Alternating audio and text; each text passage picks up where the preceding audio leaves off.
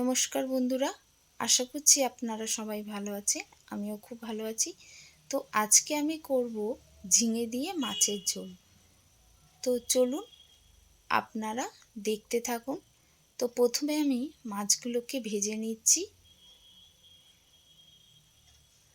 তো দেখুন আমার মাছগুলো ভাজা হয়ে গেছে। এরপর মাছগুলোকে তুলে নিয়ে আমি দিয়ে দেব শুকনো লঙ্কার কালো জিরে ফোড়ন।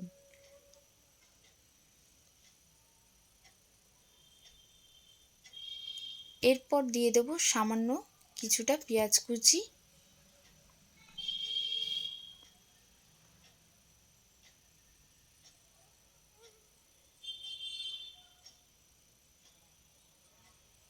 পেঁয়াজটা ভেজে নিলাম, তারপরে ঝিঙেগুলোকে এর মধ্যে আমি দিয়ে দিলাম। ঝিঙেটা দিয়ে দেওয়ার পরে একটু নাড়াচাড়া করে নিচ্ছি।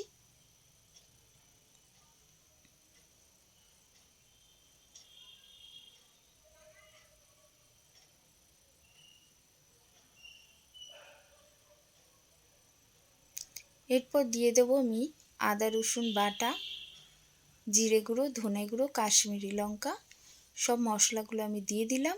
আর আদা রসুন পেস্টের মধ্যে আমি কাঁচা লঙ্কা দিয়েছি, তাই আলাদা করে আর কোনো কাঁচা লঙ্কা দিলাম না। আপনারা যে যেরকম ঝাল খান সেই রকম সেইভাবেই দেবেন। তো এরপর আমি দিয়ে দিলাম একটা গোটা টমেটো।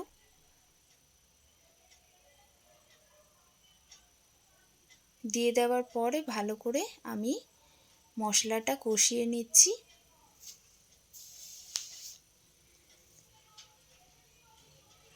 দিয়ে দিলাম সামান্য নুন।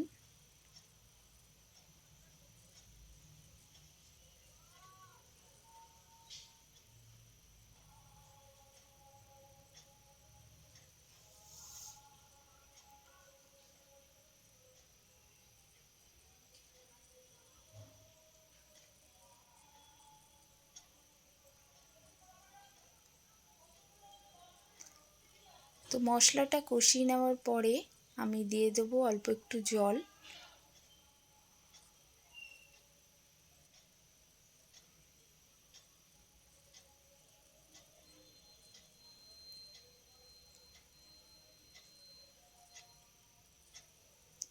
তো এরপর আমি মাছগুলোকে এর মধ্যে দিয়ে দিচ্ছি।